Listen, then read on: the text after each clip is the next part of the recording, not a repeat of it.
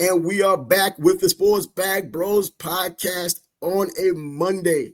We know what Monday means. It means football is behind it, not just college football. We're going to talk about NFL football right now. There's Monday Night Football coming up as well. But the games that had been played are the games we're going to talk about right now. What's good? What's happening? Interesting games yesterday. Had the Bears and Bengals hooking up for almost 100. Bills seemed to handle the Chiefs. Chiefs made it interesting at the end, but Bills still hung on, won by 7. I don't know if you saw the play, but I saw a picture. Jaden Daniels' elbow. Oh, bro. Oh, my Dislocated. goodness. Man. Oh, at least it wasn't his throwing elbow, but still, that was ugly.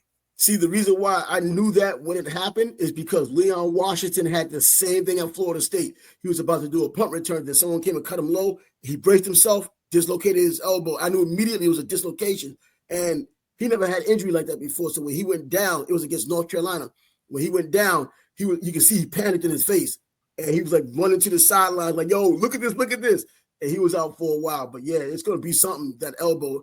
And for a quarterback, because you do still need some motion in the other arm, even though it's not your throwing arm when you get out there in the NFL, especially put all that work into it. But yeah, things just got worse for the Commanders. Yeah, your elbow's not supposed to be pointing back. Nah. That's the direction. The ostrich arm, the ostrich leg, like Napoleon McCallum had against the 49ers in that Monday night game. But at least, there won't be any questions about his arm strength and stuff like that going forward.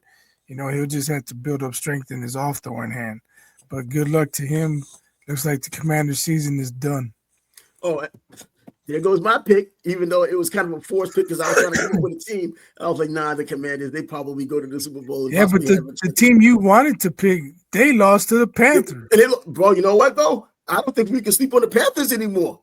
The freaking Carolina Panthers, we look at it, and you see the numbers that Bryce is still putting up. Bryce Young isn't putting up spectacular numbers. They're just winning games. They're over 500 now. Right. That's crazy. Whoever, man. Damn, I don't know what to say about these Carolina Panthers, man. They're not the guaranteed win they were the past several seasons. Yeah, I don't know what's up with the Packers. Was that a road game for them? Yeah. No, after home game. They were That's what I was thinking, because I was thinking about how I saw the score. I thought they were the home game. I questioned them as a road team, but losing to the Panthers at home? Bro, it's not late enough in the season, man. It's not cold enough for Carolina not to come up there and win. That was easily the most. In fact, that might be the biggest upset of the season so far. It has to be. Going to Lambeau, the Carolina Panthers with Bryce Young throwing just over 100 yards and still winning. Yeah, it probably is. You might be right. I'd have to give it some thought, but yeah, I don't know if you saw any of that Bears-Bengals game, but the Bears were up 14 with like 2:40 left, and the Bengals came back. To you. I thought it was all done. Bengals came back and took the lead. I was like, man, only the Bears. But then the Bears came back and scored, and I was like, well, I guess not. Only the Bengals. I don't know. Like, I know the Bengals defense is what's the term I'm trying to think of? Extremely challenge. But man, Flacco had a career day at 40 years of age. At this rate, he's going to be a Pro Bowler. He's going to be a Pro Bowler, man. I tell you, also, the Cincinnati Bengals last in the NFL against the run. So I don't even want to take away what Cal Managai did coming in for as a rookie 7th rounder, running the ball, being effective, having a pretty good yards per carry average. Because even a bad defense in the NFL, this is still a rookie that they thought as little of to take him in the 7th round, even though I thought at Rutgers he was a damn good player considering what they have around him. Even Kelly McManus was not that great a quarterback, still isn't, and it was all on him, and he was still breaking his yards. He's one of those 7th round picks, and running backs kind of, again, a dime a dozen, it seems. He comes in and plays a pretty damn good game on the ground. A career day in his short career. Yeah, he looked good yesterday. I'm going to reserve judgment because it was the Bengals. Yeah. But he does run hard. He doesn't get knocked backwards. He's usually falling forwards. Yes, he does. That's good to see from a running back. And yeah, it's easy to say they're playing the Bengals, who don't stop the run very well, but he hits the hole. Yeah, he doesn't And play. it might be easier against a team like the Bengals when the hole's this wide as opposed to other teams, but we'll see. Someone asked me, is Monangai the man now, or is it going to be like Detroit with two-back system? And I said, well, I'm hoping for a two-back system because it works damn well in Detroit. Oh yeah, absolutely. You have a big guy and a little guy in that one. This one, he's a stout guy, but ironically, he's from Rutgers, just like Isaiah Pacheco. But then you look at the way they run; they kind of run the same. They hit the hole; they don't play at all, and they just get there. And if the hole's there, they run. If the hole's not there, they're still running. And I hope his career turns out because I had big hopes for him when I saw him get taken in the seventh round. I wondered, was it all just a speed thing because he didn't run a good 40-yard dash? But damn, the NFL should already know now that it isn't all about the speed of a player. You just go down the list like a guy like Emmitt Smith running a 4.6. You look at Terrell Davis wasn't running anything blazing, and you look and see, even though the blocking scheme had a lot to do with it, he still showed up. And I think Monangai shouldn't have gone in the seventh round. Monangai should have gone in the seventh round, but he's showing up, and that's it. He's at the dance. Now he's dancing. He got his chance. Let's see how that goes with the Bears. Now they have two guys they can put in there, adding another weapon in the backfield. He's probably one of those guys that's faster with pads on. Yeah, that's true too. He's just brutal though. He run. He's not afraid. He'll pick up the block as well. A lot of these college running backs that are stars don't get a chance to block because everyone's blocking for them, almost like high school. I mean, they do have assignments more than they did in high school, but when they get to the NFL, things change. Like Ashton Genty, I watched him yesterday. I've seen some of his blocking in the past, and I was like, this guy don't want to be out there. He's completely changed that around. Yesterday, he was picking it up, hitting guys in the mouth. So he either got a talk about it or he's just finally getting into the rhythm of being an NFL running back that has more responsibility than just running out of the backfield. Yeah, speaking of the Raiders, man. 2-point conversion, dude wide open, and Geno throws it into the hands of the lineman. That's Geno. I mean, I like that his comeback story being in Seattle. But, playing against the Jaguars, and once again, watching the game, Trevor Lawrence is not a good quarterback. He's average at best. Average at best. Look at his interception he threw down there by the goal line. And the other decisions he's been making. I know Travis Hunter isn't there. You still have Brian Thomas, who led all rookies last season. So you have capable players out there. Trevor Lawrence is just an average quarterback. They're afraid to admit it because they are already committed all those $200+ million to him. And I don't think they'll go far with him. I just don't. This is a player who stays there when he does have 3 seconds, 4 seconds, and still overthrows or does not find a receiver. That's the problem. Yeah, it is. And Raiders are struggling. But is Daniel Jones returning back to reality? You know what? I was just about to say that. Give back my gold jacket I gave you in the summertime.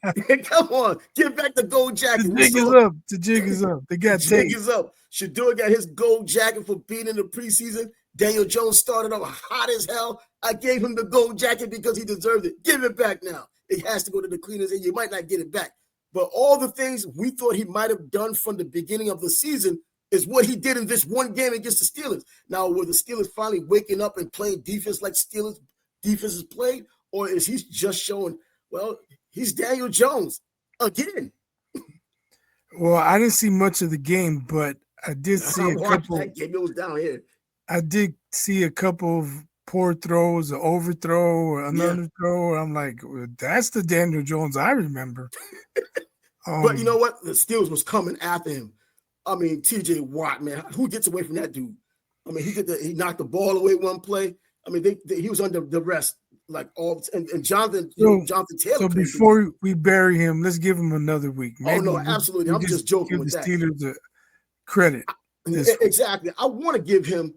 I hope that he wins comeback player of the year because Daniel Jones, he never gave anybody a reason not to like him other than being their quarterback, being the Giants quarterback, not doing what a first rounder should have done. You could be angry with him about that, but even the way he handled it in New York wasn't ever a case of you thinking that he's just a bad dude. He's sour grapes. He's not a professional like Joe Flacco was talking with Zach Wilson. I'm not teaching this guy, man. He's going to learn on his own. I'm not here to babysit this dude, kind of.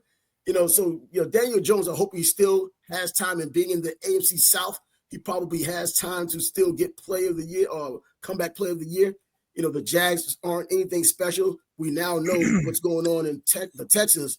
forget about that. It's just Did CJ get a concussion? yeah, I think he did. From what I think he got hurt. I think I can't remember what it was, but God, man, he's talking year after year. He's regressing. Last year he had the sophomore slump. This year he has a junior slump, and now we're like, damn, you're gonna be out of damn eligibility before the time this is over. But speaking of concussions, it looks like Cole Kmet, he got hit in the face, face mask, I guess. He was wide open. Caleb threw it behind him. He lost his balance as he's falling down. The defender comes, gives him a forearm right to the face mask. And I don't think they could call unnecessary roughness for a defenseless receiver because he was falling down. And the guy, you can't tell him, don't hit him. But that was all Caleb Williams' fault. His inaccuracy got Cole Kmet hurt yesterday. He went into the tunnel. He didn't come back. He's probably was seeing stars, so he probably had a concussion.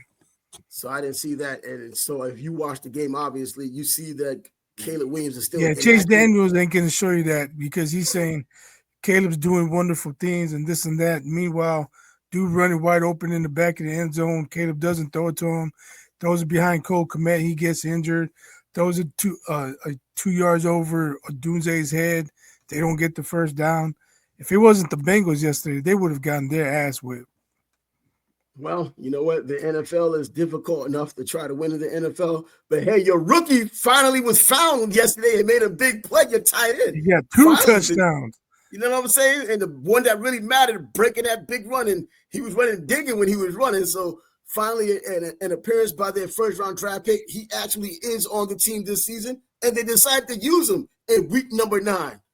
It might have been a blessing Kmet got hurt because if that was Kmet who made that catch at the end of the game, he probably doesn't break away for one, and then if he does break away, he probably gets caught. And I don't know if the Bears had enough time to run up there, spike the ball, kick a field goal, or whatever, So yeah, and Loveland was not getting caught. They keep showing that highlight. He broke those tackles, man. My man was digging when he was getting up out of there. So yeah, you see why they got it now. As the seasons go by, years go by, these guys get a little slower because of the banging and wearing the tear. But hey, take it for what it is now. Finally making his not debut, but his big time 100+ yard debut. And let's see if there's more to come. As long as Caleb Williams can at least find him, he's the safety blanket. If the running back isn't, so give him those intermediate plays and see if he can break it again. He has the speed to do it. We'll see. They got DJ Moore involved yesterday too. More so than he had been. But what was that, week 8 or week 9 this week? So halfway, who would you say is the MVP? The MVP of the NFL right now? Yeah. Jeez, I didn't even give it any thought. You know what? Who's in the running? I mean, before yesterday, Daniel Jones was in the running because he's played so well. I'm going with his teammate Taylor. Oh, well, yeah. Why wasn't I even thinking about that? Jonathan Taylor, hands down. Right. I mean, seriously, hands down as MVP. And I think, obviously comeback player of the year, definitely Daniel Jones, especially if he can keep it up for the duration of the season. Yeah, I can see that. That's a no-brainer. What the hell was I thinking, man? Jonathan Taylor.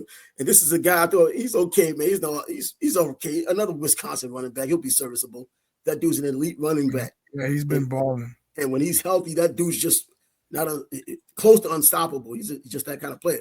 How about freaking J.J. McCarthy coming back and beating the freaking Detroit Lions? Right. I lost money on that game, man. Yeah. Yeah. When I saw the score, I was like, damn, maybe J.J. McCarthy's for real. You know what? He must be. They know more than I do because I was like, this dude is not a first rounder, man. Second, probably pushing it. Late second, maybe third round, probably. Damn, they know what the hell they're talking about. They did their evaluation. He has that moxie to him. The things you can't measure on a video. You just see the moxie. He has it in him, and he can really ignite a team. And apparently that's what he had done. He's the difference maker. It's not even that we didn't see enough film on him to really study him. He just came right in, kind of like Lamar Jackson did last Thursday. Just came out of an injury, just thrown 4 touchdowns. Like, man, I was never going. Psych. Yeah, McCarthy, man. I didn't see any of that game, but I saw the score, and I knew McCarthy was back. He played his ass off that fourth quarter in his opening week, his pro debut against the Bears, and he played really well yesterday. So, it may take some time for the league to adjust to him, Yeah, but but right now, you got to give it up to that dude. absolutely, he has something to offer, man. It's not what I thought it would be. He runs more than he throws the ball. He's not exactly that kind of quarterback. He's everything they need right now, and he's the reason why they're winning. Now, finally, going back a little bit to the Kansas City game, Kansas City almost comes back. They fall short, but Buffalo, same old story. This is the regular season. They're going to win. Even with Patrick Mahomes not throwing a touchdown, one interception, they still barely beat him in Buffalo. So what's going to happen? They're going to put together some run in Kansas City. It may all end up being even back in Buffalo when the playoffs is on the line, and they might not win again. It just seems to happen that way. Buffalo's the one who can't get it done, like they've done years ago when they couldn't get it done 4 years in a row. Right. This win yesterday for the Bills means nothing. Nothing. However, I don't know if you watched, but Andy Reid thought this game meant a lot because he brought out some new wrinkles. And I'm not sure he should have. I'm sure he's going to have new wrinkles if they meet in the playoffs or whoever they play against. But when things weren't going well, he pulled out some new formations, different blocking schemes, and he was taking that game very seriously. To him, I mean, it seems like he thought it may have been a playoff game or he was trying to make a statement. I don't know why he's showing new wrinkles in week 9 of the season.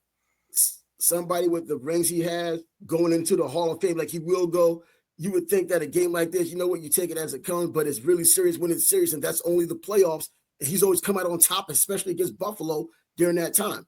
But in any event, we can shut this down. We'll be able to talk right quick. The one play I'm thinking of, they left Watt unblocked, and he was confused. He was looking around, and then the guard came over and blocked him, and that was one of the new wrinkles that Andy showed, and it set up perfectly. Instead of worrying about where the rush is coming from, Mahomes had time, and he hit his receiver. Yeah, and lose, and he's one of those quarterbacks that can still look good even when he doesn't throw a touchdown. He threw an interception, still is good, has a chance to come back in the game. They still fall short, but again, much ado about nothing because we know it almost comes down to these two teams again in the AFC going into the playoffs. I mean, there are other teams jockeying for position. I don't know if we can disregard Denver. I'm about to say Denver, but you know what? They got that defense. They have the defense. I know they talk about they don't score a lot of offense, and they did it last week. But this time around, they know the defense can hold serve, and that the offense can be mediocre when it needs to be. But Bo Nix, he's still a growing quarterback too in his second year. He's shown that he does have that fortitude inside, so he doesn't have to make the spectacular play. He's not afraid to run. We saw that at Oregon. Hell, I saw that at Auburn. And then he has the arm, and he can sling the ball. You don't think of him as a passer, but he can actually pass that ball. He can actually pass. But and a Sean Payton coach team, you're thinking offense, but it's been a lot of defense this season for them. And Drake May's been balling too. I don't know if we can Drake May, come on, man. That's the dude, man. I just hate that he's in my freaking division. Forget about it, man. The freaking AFC East, I knew that he was going to be a good player, not this quickly, but that's what he is. And New England wins again. If the Jets would have got him, he would have been nothing more than Mark Sanchez. Well, bad call on that one. But anyways, let's shut this one down. Sports Back Bros podcast is going to come back at you after the game. Well, after this Monday night game, we'll talk about it on Thursday. There are other things that are coming up, even college basketball. But until then, deuces.